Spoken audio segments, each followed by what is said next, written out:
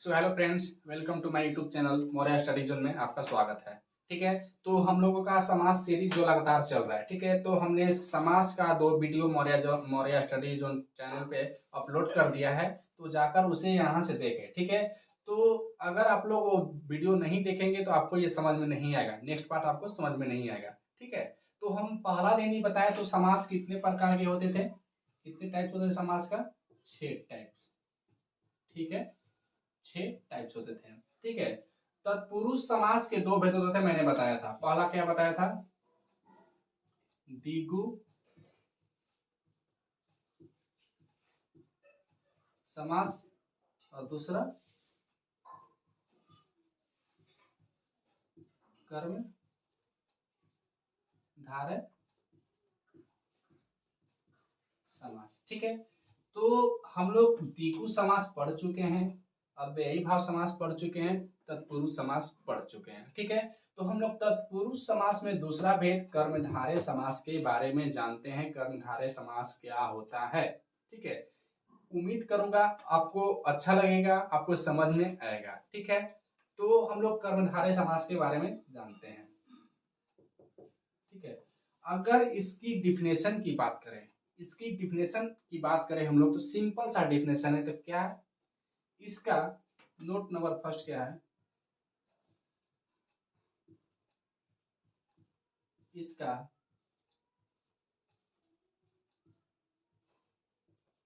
पूर्व पद विशेषण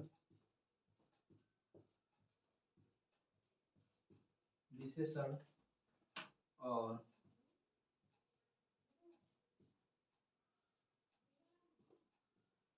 उत्तर पद विशेष से होता है।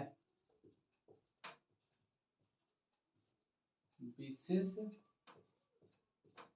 होता है तथा उपमान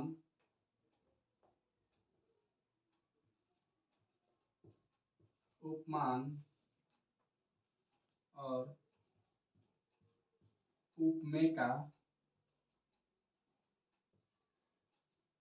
उपमेय का संबंध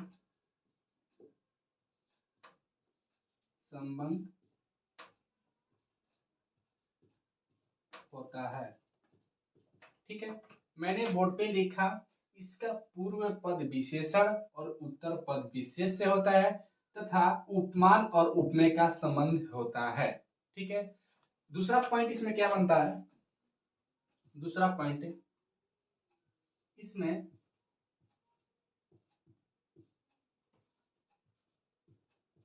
उत्तर पद की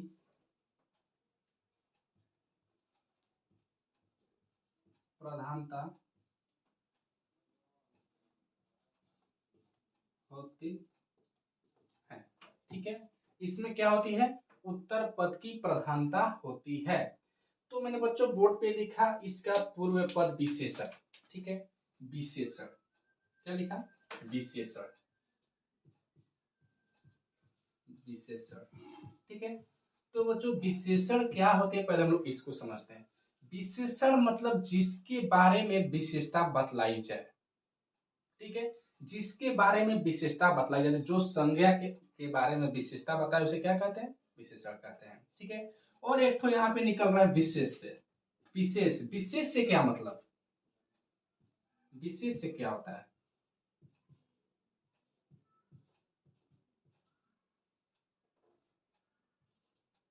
विशेष जिसके बारे में बताई जा रही है उसे, उसको, वो विशेष से होगा। ठीक है, मतलब मैंने बोला राहुल सुंदर लड़का है, तो सुंदर है वो तो उसकी विशेषता है, लेकिन हम राहुल के बारे में बता रहे हैं वो उसकी विशेष है, मतलब वो विशेष है उसमें। ठीक है, सीता सुंदर है तो सीता सुंदर है, तो सुंदर है तो वो आपको विशेषता बता रही है, वो आपका विशेषण हुआ। लेकिन सीता के बारे में हम बता रहे हैं वो आपका विशेष से हुई। ठीक है, तो यही विशेषण और विशेष से होता है। उम्मीद करता हूं समझ में आया होगा। विशेषण क्या है? जिसकी विशेषता बतलाई जाए। ठीक है, जिसकी विशेषता बतलाई जाए कि राहुल सुंदर है, तो सुंदर जो हुआ वही तो उसकी विशेषता बता रहा था। क्या है? राहुल क्या है? सुंदर है। लेकिन विशेष जिसके बारे में बताई जा रही हो, तो किसके बारे में बताई जा रही हो, तो राहुल के बारे में बताया जा रहा हो। क्या, तो राहुल सुंदर है, तो राहुल क्या है आपका विशेष है, विशेष व्यक्ति है, तभी तो उसके बारे में बताया जा रहा है, तो राहुल सुंदर है। ठीक है, ये आपका विशेषण और विशेष से हुआ। दूसरा इसमें उपमान और उपमेय। ठीक है, ये दोनों आपको कंफ्यूजन करेगा, उपमान और उपमेय। ठीक है, उपमान के मतलब जिससे उपमा दी जाए, जिससे उपमा दी जाए। और उपमेय के मतलब जिसके बारे में, मतलब जो है जिसके बारे में उपमा दी जा रही है उसके बारे में वो उपमेय होता है। ठीक है, जिसकी जिसकी उपमा दी जाए। ठीक है, मैंने लिखा उपमान का मतलब जिससे उपमा दी जाए और उपमेय का जिसकी उपमा दी जाए। ठीक है, ये आपको थोड़ी देर में समझ में आएगा ये कैसे होगा। ठीक है, तो मैंने लिखा इसका पूर्व पद विशेषण। मैंने बताया विशेषण क्या, जिसके बारे में विशेषता बतलाई जाती है उसे विशेषण कहते हैं। ठीक है, और विशेष से क्या, विशेष से क्या, मैंने क्या समझाया, सीता सुंदर है, तो सीता सुंदर है वही तो उसका विशेषण हुआ, सुंदर है। ठीक है, और किसके बारे में बताया जा रहा है, तो सीता के बारे में बताया जा रहा है, तो वो आपका विशेष से होगा। ठीक है, फिर यहाँ पे आते हैं उपमान। उपमान मतलब जिससे उपमा दी जाए, और उपमेय का मतलब जिसकी उपमा दी जाए। ये आपको थोड़ी देर में समझ में आएगा, थोड़ा पेशेंस बनाइए। ठीक है, और हम एक बात इसमें लिखें, इसका इसमें उत्तर पद की प्रधानता होती है। ठीक है, उत्तर पद की प्रधानता मतलब इसमें उत्तर पद ही आपका मायने रखेगा, जिसकी हम लोग वैल्यू देंगे वही प्रधान होगा। ठीक है, तो एक छोटा सा एग्जांपल हम लेते हैं, छोटा सा एग्जांपल।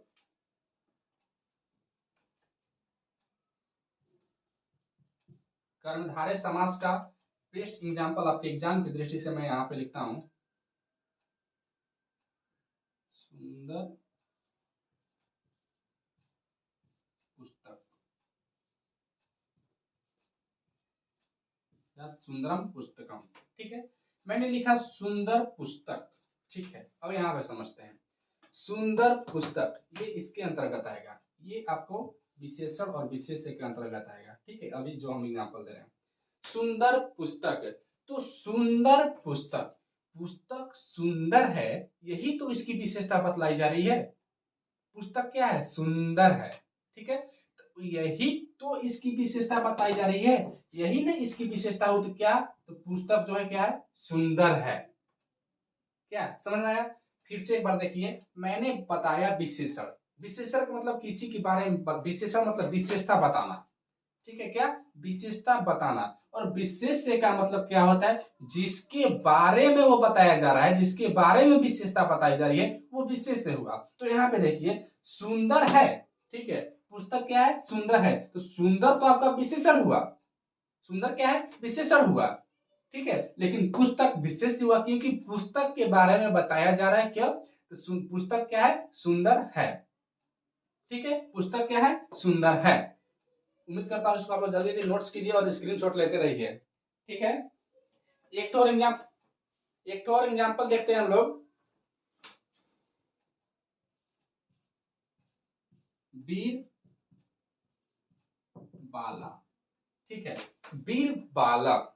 ठीक है, बेस्ट एग्जाम्पल है आपका कर्मधारय समास का। उम्मीद करता हूं मैंने बार बार बताया, मैं आपको जितना दे रहा हूं बस आप लोग उतना आप लोग कॉपी पर नोट्स कीजिए, इससे ज्यादा आपके एग्जाम में नहीं पूछा जाएगा। ठीक है, तो मैंने लिखा वीर बालक। ठीक है, बालक का मतलब क्या है, बालक। ठीक है, बच्चा, तो बच्चा क्या है, वीर है, ऐसे समझिए, बच्चा क्या है, वीर है, तो वीर है, यही तो इसकी विशेषण हुई, यही तो इसकी विशेषता हुई, तो क्या है, वीर है। कौन वीर है, तो बच्चा, यानी बाल, यानी बालक, बालक एक ही हुआ। ठीक है, तो बालक क्या है, वीर है, तो बालक आपका विशेष हुआ क्योंकि इसके बारे में विशेषता बताई जा रही है, तो बालक क्या है, वीर है।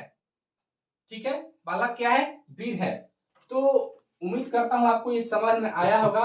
एक तो और एग्जाम्पल हम लोग देखते हैं, इसका एग्जाम्पल क्या क्या हो सकता है। ठीक है, बेस्ट एग्जाम्पल है आपके। तो मैंने लिखा यहाँ पे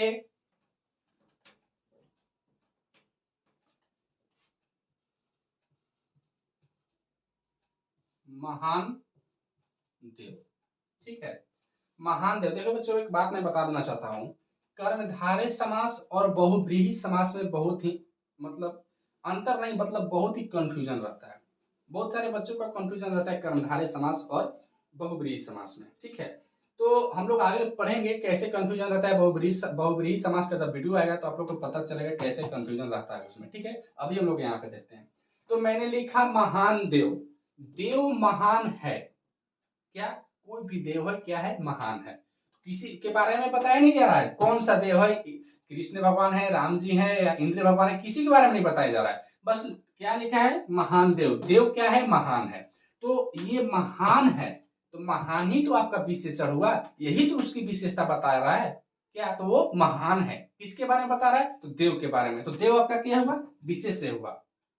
ठीक है, उम्मीद करता हूँ ये समझ में आएगा। ये जो जितना मैं आपको एग्जाम्पल दे रहा हूँ, आपका सबसे मोस्ट इंपोर्टेंट एग्जाम्पल है। ठीक है, एक और इसमें देख लीजिए, एक और यहाँ पे देख लीजिए।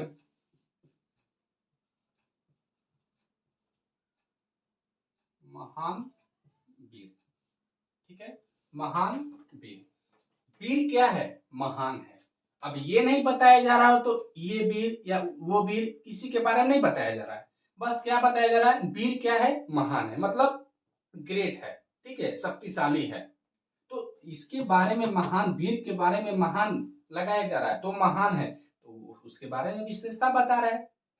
ठीक है, उसके बारे में विशेषता बता रहा है, तभी तो वीर इसमें क्या हुआ? आपका विशेष हुआ। मैंने बताया छोटा सा एग्जाम्पल से, सीता सुंदर है, तो सीता तो सुंदर है, सुंदर तो आपका विशेषण हुआ, उसी विशेषता बता रहा है। ठीक है, लेकिन किसके बारे में? सीता के बारे में बता रहा है।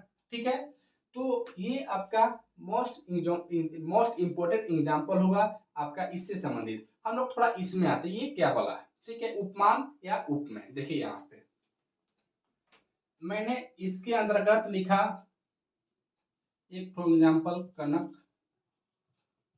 लता। ठीक है, कनक लता, इसका अर्थ लता की समान कनक। देखिए मैंने लिखा कनक लता, लता के समान कनक। ठीक है, ये जो लता और कनक, मैंने लिखा है लता के समान है कनक, मतलब लता के समान क्या है? कनक है, मतलब जैसी लता है वैसी कनक है। तो इसमें लता हुआ उपमान और उपमेय क्या हुआ? कनक। ठीक है, लता क्या हुआ? उपमान, और उपमेय क्या हुआ? कनक। क्या? तो लता के समान क्या है? कनक है। ठीक है, एक और एग्जांपल देखते हैं। चंद्र मुख। ठीक है, चंद्र के समान मुख। मुख क्या? चंद्र के समान है। तो आपका इसमें क्या हुआ? मुख उपमान हुआ, उपमेय क्या हुआ? चंद्र हुआ। ये आपके इतना इंपॉर्टेंट नहीं बनता है, लेकिन ये आपका सबसे ज्यादा इंपॉर्टेंट बनता है। ठीक है, बहुव्रीहि समास और कर्मधारय समास में बहुत बच्चों का कंफ्यूजन रहता है, इसे आप लोग अच्छा से देखिएगा। ठीक है, तो उम्मीद करता हूँ आप लोग लिख लिए होंगे, लिख लिए होंगे। तो मैंने एक साइड यहाँ पे समास लिखा है और यहाँ पे विग्रह लिखा है। ठीक है, तो ये बच्चों आप लोग का सबसे मोस्ट इंपोर्टेंट कर्मधारय समास का विग्रह हुआ। ठीक है, तो मैंने लिखा महापुरुष, महान चासो पुरुष, महावीरा, महान चासो वीरा। ठीक है, महानदी, महती चासो नदी, राजचंद्र, राजा चंद्र इव। ये आपके एग्जाम में बहुत सारे पूछते हैं, जैसे पूछ देगा महानदी का निम्न में से कौन सा विग्रह। कर्मधारय समास से आप लोग प्रीवियस ईयर देखिएगा तो आपको पता चलेगा। इससे देखिए बच्चों, आप लोग बोलिएगा तत्पुरुष समास में विग्रह नहीं लिखवाए, अब व्ययभाव समास में नहीं लिखवाए, ठीक है, द्विगु समास में लिखवाए। तो ये सब आपके एग्जाम में मैंने बहुत बार देखा, प्रीवियस ईयर में उठाकर मैंने देखा, आपके एग्जाम में इससे क्वेश्चन नहीं टच हुआ। जो हमको टच जहां से क्वेश्चन हो रहा मैं वो बताने की कोशिश कर रहा हूँ। ठीक है, आपके एग्जाम में चारों पांच चार मैंने लिखा इन चारों से बहुत बार पूछा गया है क्वेश्चन। तो महानदी का विग्रह निम्न में से कौन है, या राजचंद्र का विग्रह निम्न में से कौन है। तो आप लोग इसे जरूर इंपोर्टेंट समझकर इसको नोट्स कर लीजिएगा या स्क्रीनशॉट ले लीजिए, ठीक है। तो उम्मीद करता हूँ आपको समझ में आया होगा कर्मधारय समास। हम लोग नेक्स्ट पढ़ेंगे नेक्स्ट वीडियो में आने वाले समास को, ठीक है। तो तब तक के लिए थैंक यू।